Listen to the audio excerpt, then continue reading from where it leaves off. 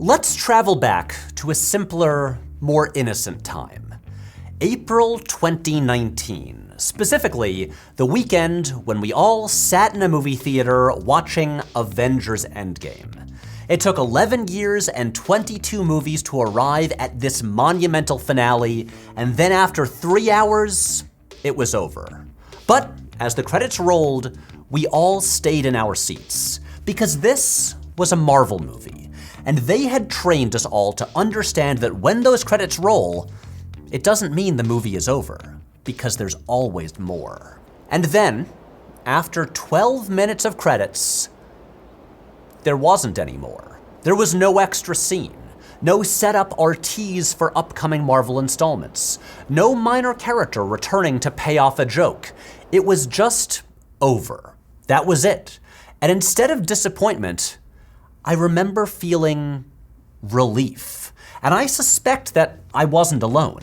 We had become so used to this routine of waiting for the extra scene that we forgot it could be like this, that just the movie could be enough. But rest assured, with their very next release a couple months later, Marvel was right back at it with at least one, often two credit scenes in every movie. In the 21st century, but particularly in the era of Marvel, post-credit scenes have gone from an occasional little bonus, rarely more than a throwaway gag, to an obligation at the end of seemingly every movie we watch, especially if those movies are part of a franchise. When you go to the theater and watch a movie and the end credits roll, you can't leave because there might be something at the end, and that something might be important. What if, I don't know, Woody Harrelson shows up in a funny wig and says the word carnage? It's happened before, it could happen again. The surprise and novelty of these extra scenes has been gone for years. But like rats in a Skinner box, we've been conditioned to stick around and wait for something every time. Now some people will argue, well, that's a good thing.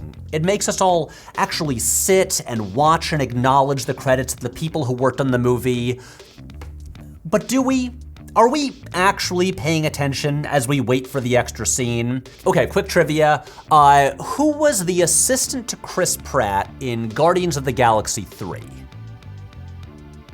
Anyone? Anyone? Come on, guys, you gotta do better than that. It was Mindy Weissman. There's a whole online industry explaining post-credit scenes in blockbuster movies, like the videos my friend Ryan Arey at Screen Crush makes. Hi, Patrick. And these videos get millions of views, so people obviously care about them, especially compared to like videos about train movies. But I, for one, have had enough. Post-credit scenes have had their day in the sun, and it's time for them to go away. Let's let movies just end again. Just reach the credits and stop. Let them end the natural way, like we all do when we shuffle off these mortal coils. Unless it turns out that there is actually an afterlife, which would be kind of like the ultimate IRL post-credit scene, right? Okay, whatever, just roll the title sequence.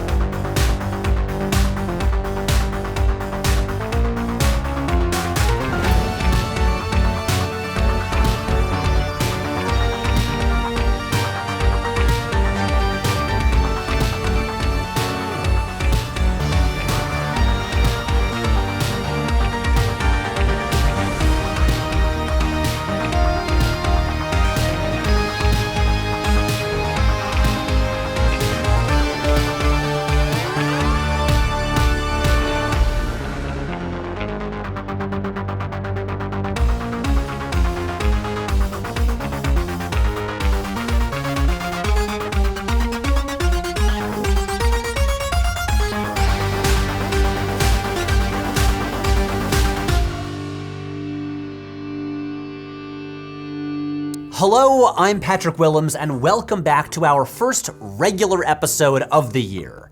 Today, there are no awards to give out or recycled shots of Emma to use, just good old-fashioned cinema analysis where I complain about the state of the entertainment industry and how things aren't as good as they used to be. But first, some very important news. As you might remember from our now classic sweater episode, I wished for a knitwear sponsor to come through and send me some sweaters. In 2025, let's get Patrick a sweater sponsorship. And I am thrilled to announce that my wish was granted. So I want to give a huge thank you to Alva, a Finnish company making 100% alpaca wool knitwear, for providing my wardrobe for this episode. They are not paying me to say this, they just sent me some sweaters and I really love them. So thank you, Alva. It's humbling to know that these videos reach such a wide audience and unlock a potential power that I surely won't abuse. But now the reason we're here today, post-credit scenes. What for decades were just an occasional extra joke at the end of a comedy like Airplane or House Party, in the 21st century have become a cinematic epidemic. Let me put this in perspective for you. In 1984, there were only 2 movies released that had post-credit scenes. In 1999, there were 13. Still not a lot. And in 2023, I kid you not, there were 131 movies released with post-credit scenes. If these trends continue, we may be looking at a catastrophic level of post-credit scenes. Every movie will have one, and then post-credit scenes will have post-credit scenes. It will never end. Movies will go on forever, and we will all die of starvation and kidney failure from holding in our pee, waiting to see if Jacob Tremblay is gonna show up in a funny costume.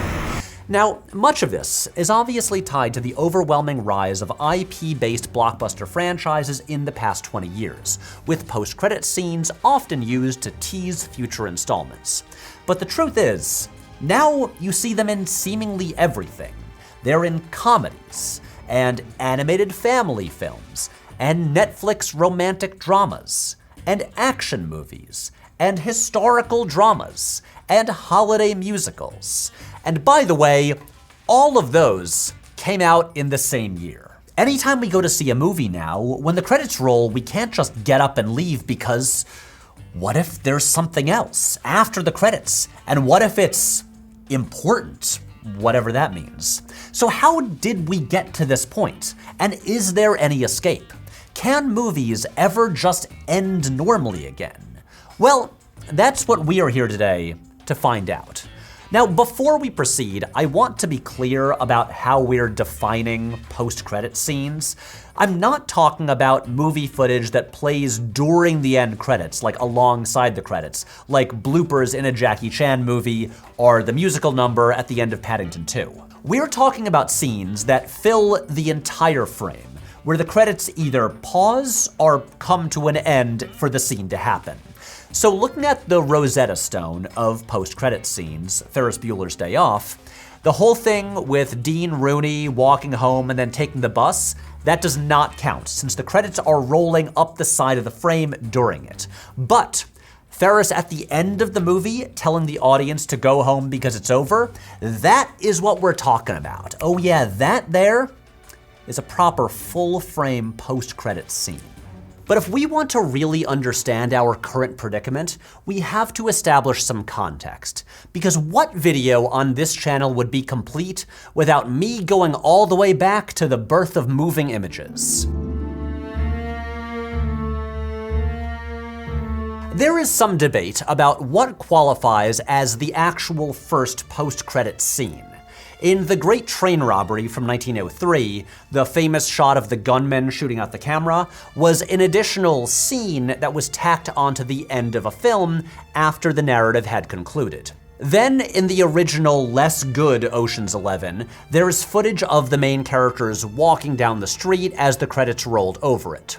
From Russia with Love in 1963 didn't actually have a scene at the end, but it did have the first instance of the credits saying James Bond will return, the first time that a movie set up its own sequel. But the first actual proper post-credits scene as we now understand it came in the 1966 movie The Silencers, where at the end of the credits, we see a truly shagadelic scene where Dean Martin is hanging out on a rotating bed with a bunch of ladies in bikinis as text announces the next installment in the Matt Helm series. While in the 21st century, this kind of franchise sequel setup would become the most common form of the post-credit scene, for the next 40 years, this was not the case. In the following decades, post-credit scenes remained rare. There were only 3 in the 1960s, another 3 in the 70s, and while they became more common in the 80s and 90s, there were still never more than a handful per year. In all of the 20th century, only 65 movies had credit scenes, and barely any of them were setting up sequels. Despite plenty of franchises, the only ones to put sequel teases at the end were the aforementioned The Silencers, House of Dark Shadows, All Dogs Go to Heaven, Young Sherlock Holmes, Street Fighter, and Masters of the Universe. And those last 3 never actually got sequels. I'll be back. No, you won't. The vast majority of post-credit scenes were simply extra jokes, generally in comedy movies. They were almost never important to the main story of the movie. Often, they would return to check in on a minor character from earlier in the film, like the indecisive client in Planes, Trains, and Automobiles, or the taxi driver in Airplane, or Iggy and Spike in Super Mario Bros., or Mustafa in Austin Powers' The Spy Who Shagged Me. My favorite variation is the post-credits joke about how the movie is over and you should go home, which first appears in The Muppet Movie. Bye-bye. And then we can see other versions of it in Wayne's World, Bean, The Hunchback of Notre Dame. There are 2 with Looney Tunes, in Gremlins 2 and Space Jam, and then, of course, the most famous of all, in Ferris Bueller's Day Off. It's over. Go home. And then 30 years later, Deadpool would do a nearly identical remake of the Ferris Bueller credits scene, except, here it's Deadpool instead of Matthew Broderick. And this time, of course, being a franchise movie, it also set up the inevitable sequel. The sequel? We're gonna have cable. Now, the way I would describe most of these scenes is sultry. Wait, why does it say that on the teleprompter? That's weird. I mean playful. They're playful. These are not essential. There's nothing there that you need to see to understand the film. They were usually just an extra joke to be chuckled at by the few people who stuck around, just some bonus yucks. Like in House Party, the movie opens with a party that is so intense that it blows the roof off the house. And then, the post-credits scene shows that roof finally crashing back down to earth. Hilarious. What I need to stress here is that until the 2000s, post-credit scenes were rare. They were something fun and extra, the unexpected onion ring in your side of fries. Entire years would go by with 0 post-credit scenes. No one ever really expected them. And then, in the 2000s, they began to evolve. Post-credit scenes began appearing in action blockbusters, like Pirates of the Caribbean or Daredevil. They were still just jokes, but now, not just in comedies.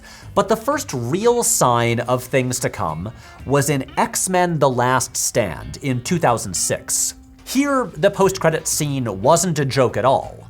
It was a scene that revealed that Professor X, who had been killed earlier in the film, was actually still alive. Now, when the credits rolled in that movie, most people just left the theater like normal, driving home with no idea that Patrick Stewart was still kicking around. Or maybe not kicking, but rolling around.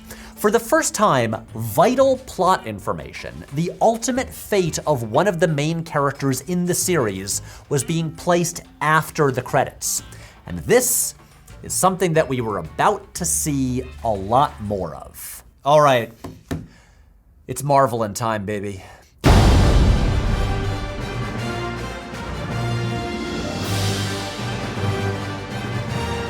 The silencers may have been first, but Iron Man is, I would say objectively, the most important post-credit scene of all time. This 33-second scene fundamentally changed how movies are made. Now, I remember that night in May of 2008 pretty clearly. It was opening night of Iron Man, and I saw it with a bunch of friends from college in a packed theater in Elyria, Ohio.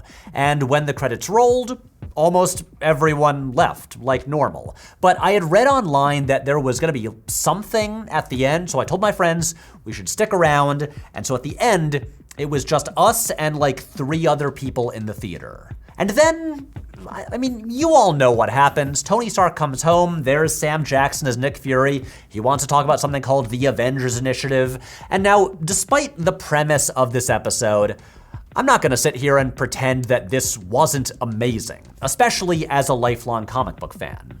But what's interesting is how it instantly changed what these bonus scenes were. Instead of a funny callback with a minor character from earlier in the film, this was introducing a brand new character played by a huge movie star. And then when Iron Man 2 rolled around a couple years later, Nick Fury was now a key character, spending much of the movie following up on what he had set up in that extra scene. The post-credits scene, once a throwaway extra joke, was now an essential part of the story, and missing it meant missing key information or character introductions. In an interview years later, Jon Favreau admitted that innocently, this original scene was meant as, quote, a bit of a lark.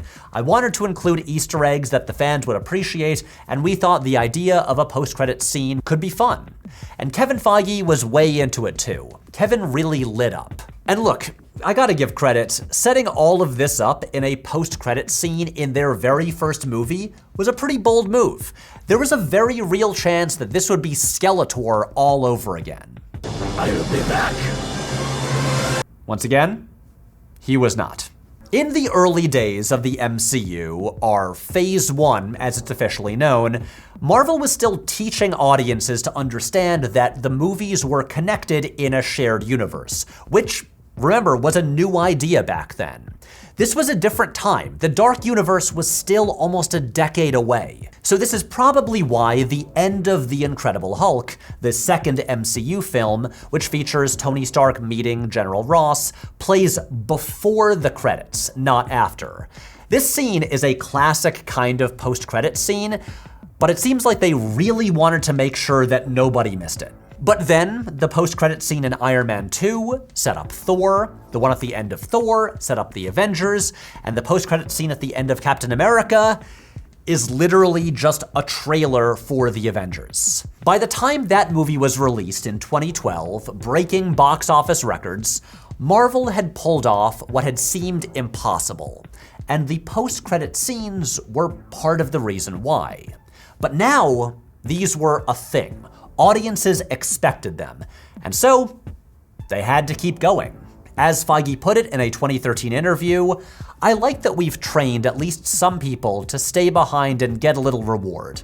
I don't want to be there when nothing happens after people sit through 8 minutes of credits. Is he afraid people are gonna like burn the theater down? If a movie is a sentence, I mean that in like the grammatical way, not something to be endured or sat through. Okay, this is already an awkward analogy, but so let's say if a movie is a book, wait, no, because movies can have epilogues, which is what people are gonna argue post-credit scenes are. Okay, I'm just gonna lean into the awkwardness. Let's say a movie is an analogy. It is a statement making a point using artistic language, so it should end with a period, or sometimes an exclamation point, or, if you're Dario Argento's Phenomena, an interrobang. That's how a movie should end. But when we are anticipating or expecting a post-credit scene, especially one that might be important, now the regular ending of the movie becomes an ellipsis, the snakiest of punctuation marks. So the movie is over, but we all know it's not really over. But we don't know if what's coming is the introduction of a fan favorite character, or maybe the actual resolution to the movie, or one of those terrible internet pranks where a super scary face suddenly shows up on screen. Did it fit? So as the MCU got bigger, so did the post-credit scenes, with most movies now featuring two, one midway through the credits and one at the very end. And it seemed like there was an increased obligation to make them feel big and impactful, which led to three recurring problems. Problem one. Sometimes the actual ending to the movie, resolving key relationships or character arcs or the movie's main themes, doesn't come until the credits. In Thor: The Dark World, it is not until after the credits that we see Thor finally return to Earth and reunite with Jane Foster, the resolution to their relationship. Same with Bucky beginning to rediscover his memories, a major part of that character's growth in Captain America: The Winter Soldier. The Black Panther movies save major story points until their credit scenes. In the first movie, that's when T'Challa announces to the UN that Wakanda is opening its borders, a conclusion to a major thread through the whole movie. And in Black Panther: Wakanda Forever, it's not until the middle of the credits when we get the actual real emotional resolution to the movie, with the scene where Nakia reveals that T'Challa has a son who she named after him. And in Spider-Man: Far From Home, the movie just stops at the end and we get a few minutes of credits, and then it picks right back up in the same scene for the actual ending where J. Jonah Jameson reveals Spider-Man's identity to the world. Now, this is just a frustrating choice that hurts the pacing and lessens the movie's impact by chopping off the ending and putting it after a break.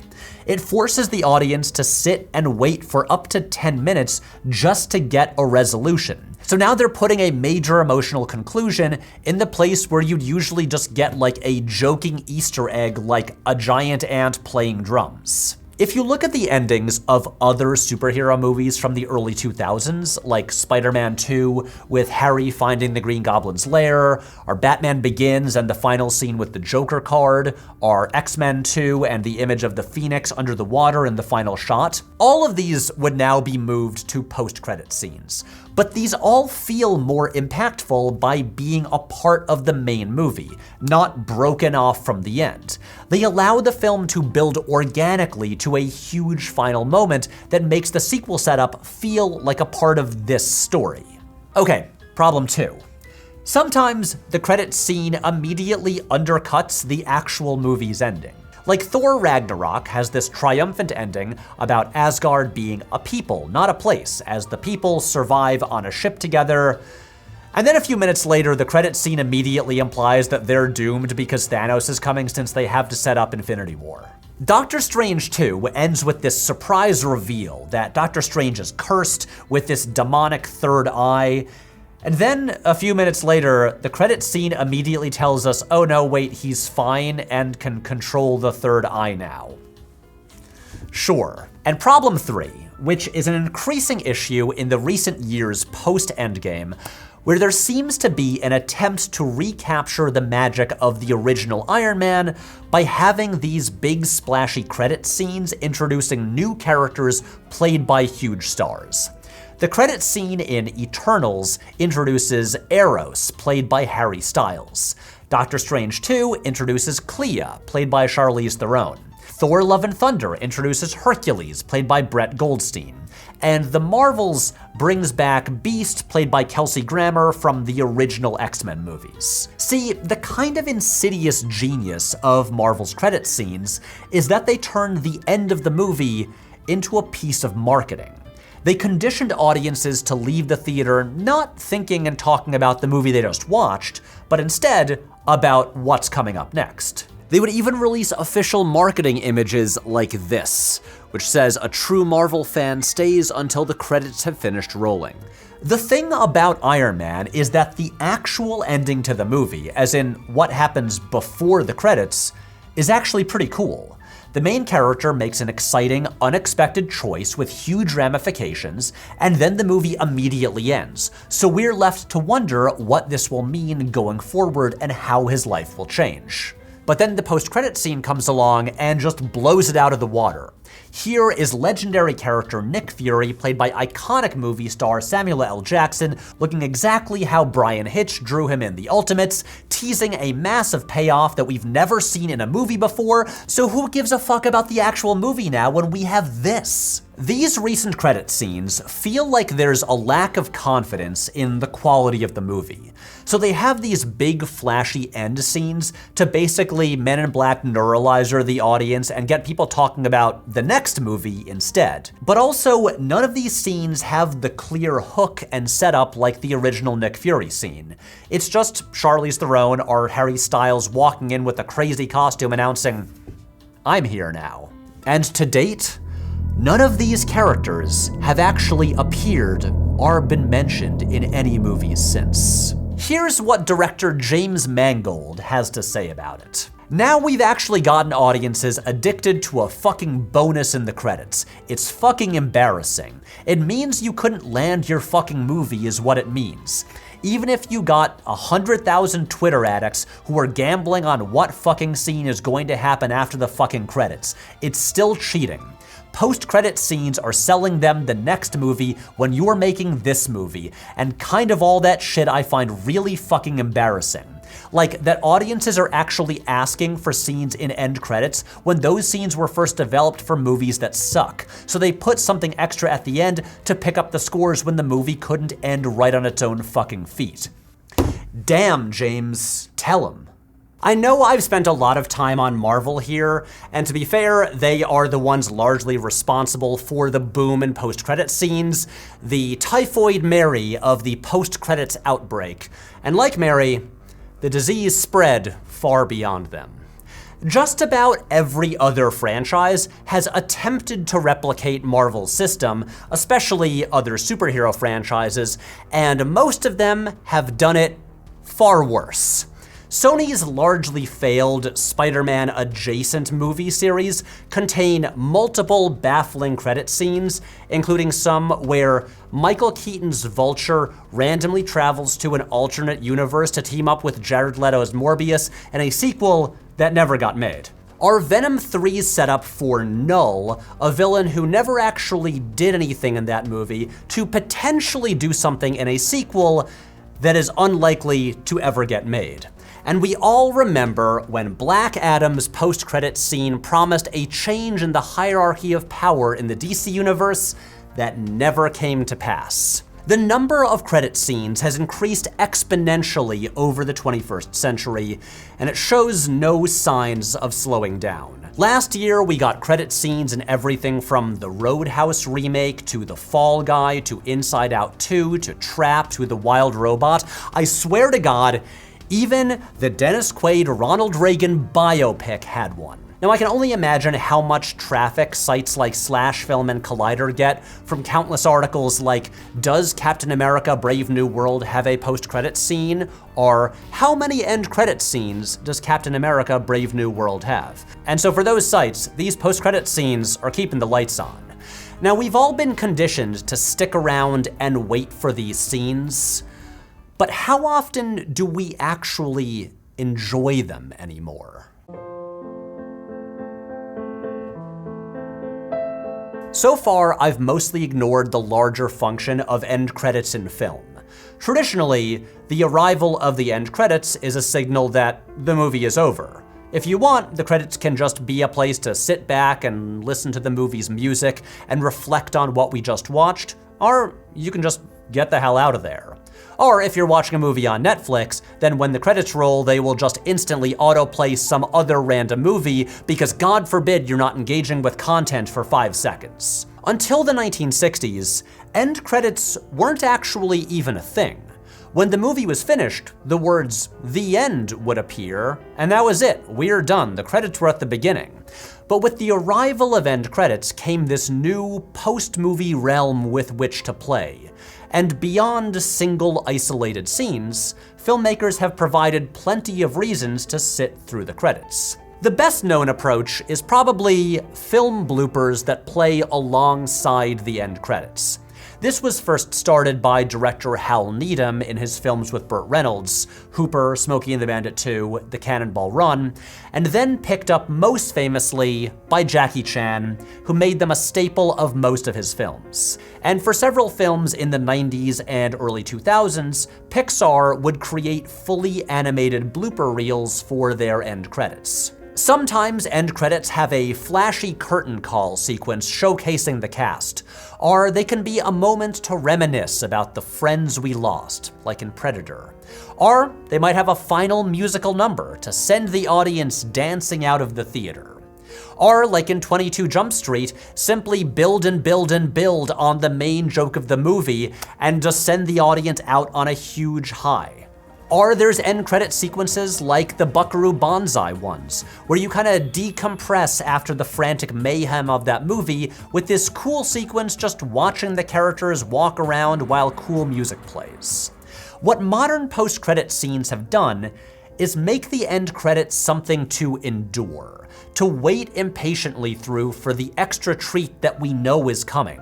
Now, when a movie ends, instead of feeling like we've had a full experience, we sit there in this kind of limbo state, taking out our phones and Googling, does Heart Eyes have a credit scene? And in case you're wondering, it does. A common defense I see of post-credit scenes is that they make the audience actually look at the credits and think about all of the crew members who worked on the movie. And that's a nice idea, but let's be real, it's not true. Go see any new Marvel movie and no one is reading the end credits. They're all sitting there impatiently on their phones waiting for their extra treat. I mean, go ahead, prove me wrong. What was the name of Chris Pratt's assistant on Guardians of the Galaxy 3? Guys, it was Mindy Weissman. Come on, I said it earlier in the video. You gotta do better. To quote James Mangold again, the argument that these scenes make people watch end credits is just lame. If you have to offer shiny objects to keep people watching the names of the crew, then they are not showing an ounce of respect for the crew, just waiting like dogs for milk bones. Damn, you know, I always thought that like Mangold just seemed like a pretty chill, laid-back guy, but he hates these things. I mean, how pissed do you think he was when they made him put a credit scene in The Wolverine? I'm gonna guess pretty pissed. So I know it seems like I'm being really negative about the very idea of post-credit scenes. And yeah, I kind of am.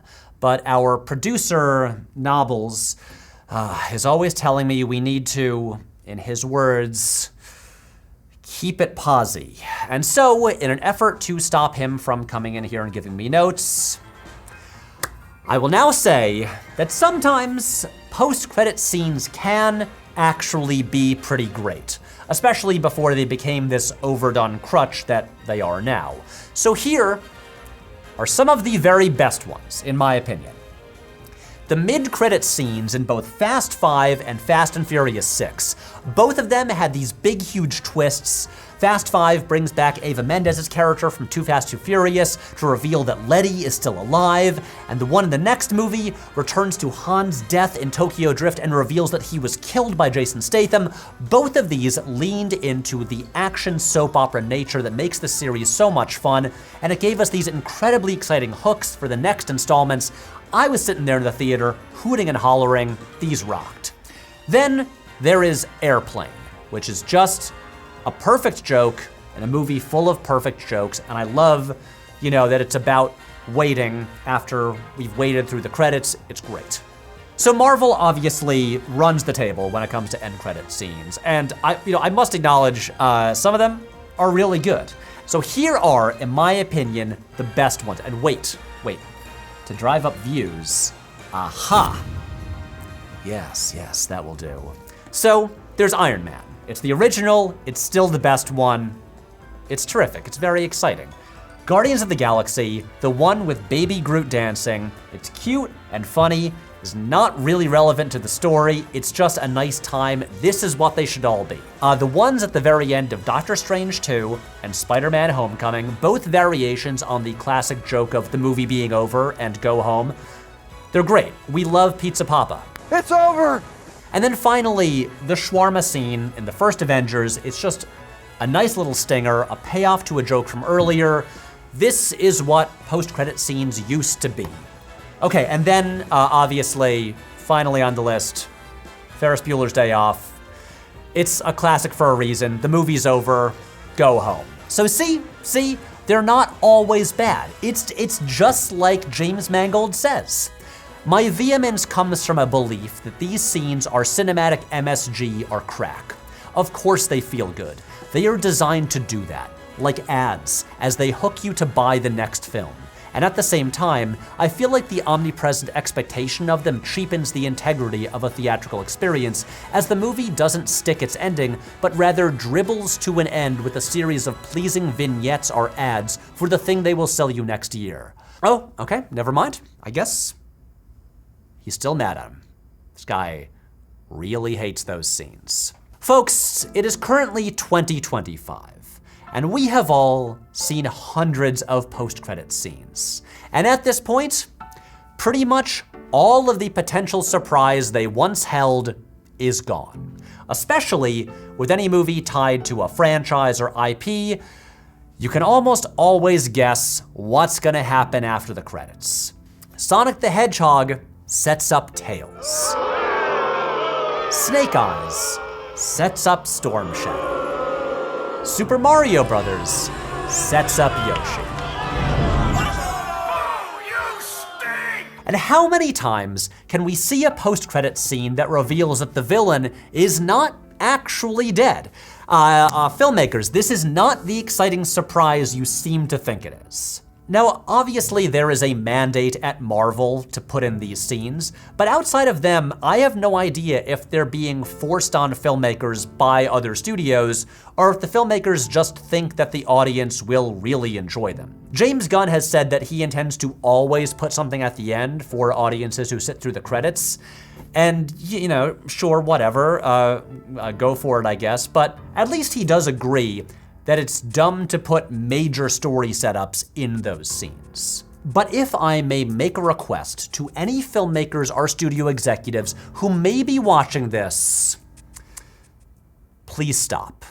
Please just stop doing it. We need a moratorium on credit scenes. And I know you might be thinking, well, sure, everyone else's are dumb, but mine are special. No, I'm sorry, but this has to be a collective effort. You all have to stop. If we ever want these to be fun again, and I swear to God, there was a time when they were fun, we need like a solid decade where post-credit scenes just go away.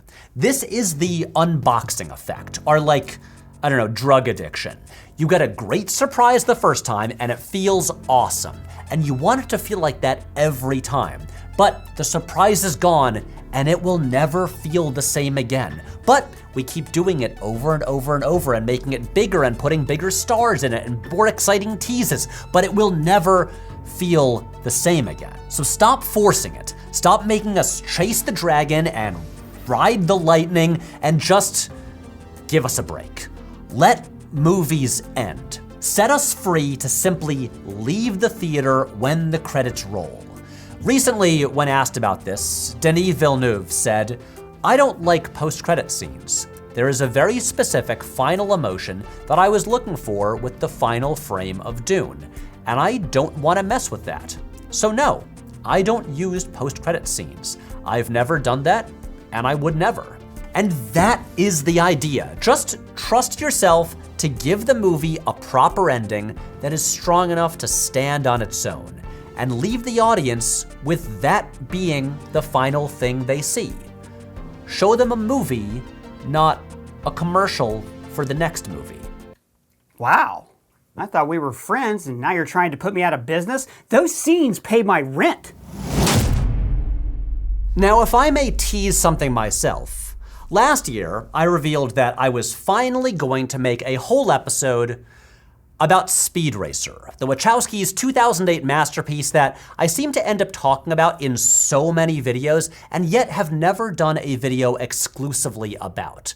Because I think that that is one of the great movies of the 21st century. Maybe even the single most important movie of the past 25 years.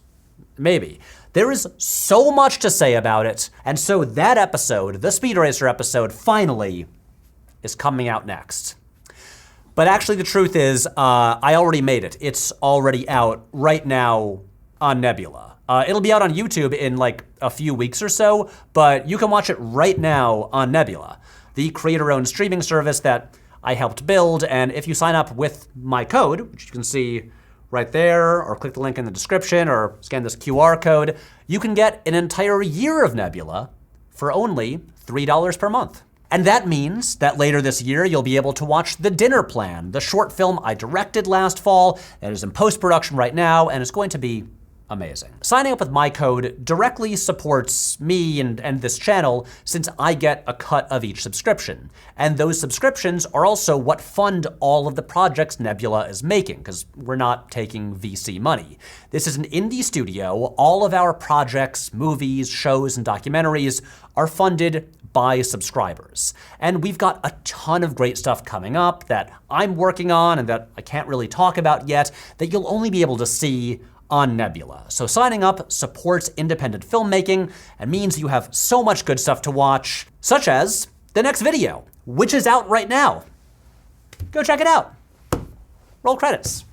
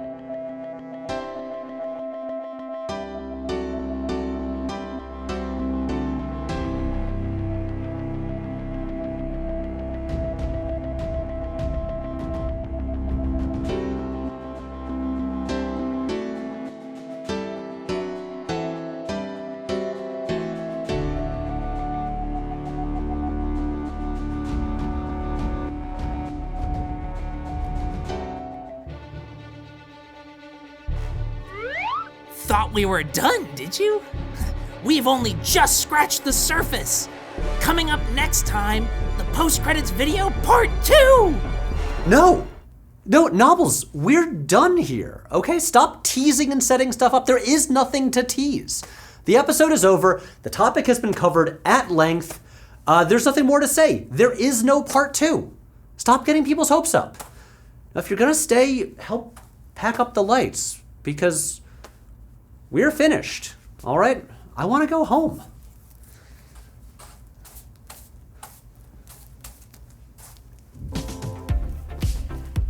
Hey, welcome back to Screen Crush. I'm Ryan Arey, and let's take a look at the 847 Easter eggs, references, and little things you might have missed in the Nobbles post-credit scene.